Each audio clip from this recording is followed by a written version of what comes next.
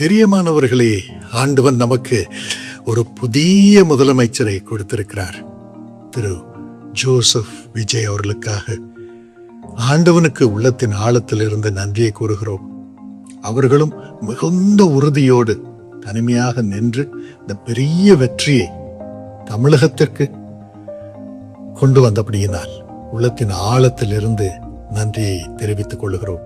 தொடர்ந்து அவர்களுடைய செயல்கள் அனைத்தும், திட்டங்கள் அனைத்தும், கொள்கைகள் அனைத்தும், அவர்களோடு பணிபுரியும் அத்தனை பேருடைய சேவையும் ஆசீர்வதிக்கப்படும்படியாக, ஜனங்கள் எல்லாரும் சமாதானத்தோடு வாழும்படியாக, ஒரு மனமாய் வாழும்படியாக, ஒரு பிரிவினையின்றி, ஜாதி இன மத வேறுபாடு இன்றி அத்தனை பேரும் தமிழகத்திலே செழிக்கும்படியாகவும், ஒழுக்கம் பெருகும்படியாகவும், செயல்பாடுகளில் ஊழலில்லாத சூழ்நிலை நிலைத்திருக்கும்படியாகவும், இன்னும் தேசத்திலே வாலிபர்கள், வாலிப பிள்ளைகள் உயர்ந்த ஸ்தானங்களுக்கு ஏறி வந்து தேசத்திற்கு தலைவர்களாக, தலைவிகளாக உயரும்படியாகவும், முதலமைச்சர் மூலமாக செயல்படுத்தப்படும் இந்த திட்டங்கள் எல்லாம் இறைவனுடைய ஆசையை பெறும்படியாக நாம் வேண்டிக் கொள்வோம்.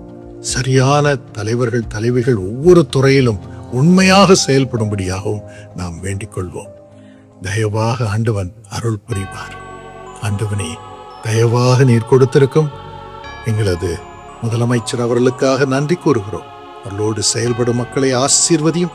நீரே தமிழகத்தை ஆசீர்வதித்து இயற்கை எண்ணம் மக்கள் மத்தியிலே சூழ்நிலை எல்லாம் ஆசீர்வதிக்கப்படும்படியாகவும், அத்தனை திட்டங்களும் செயல்படுத்தப்பட பொருளாதாரம் பெருகும்படியாகவும், ஆண்டவனே முதலமைச்சர் அவர்களுக்கும் கூட உழைக்கும் மக்களுக்கும் நல்ல சுகம், குடும்பத்திலே சமாதானம், மிகுந்த உமது பிரசன்னம் உண்டாயிருக்கும்படியாகவும் நாங்கள் வேண்டிக் கொள்கிறோம். நீர் அப்படி அருள் புரிவதற்காக நன்றி. இயேசுவின் நாமத்தில் இந்த பிரார்த்தனையை தாழ்மையோடு ஏறெடுக்கிறோம். இதை அங்கீகரித்தலும் சுவாமி.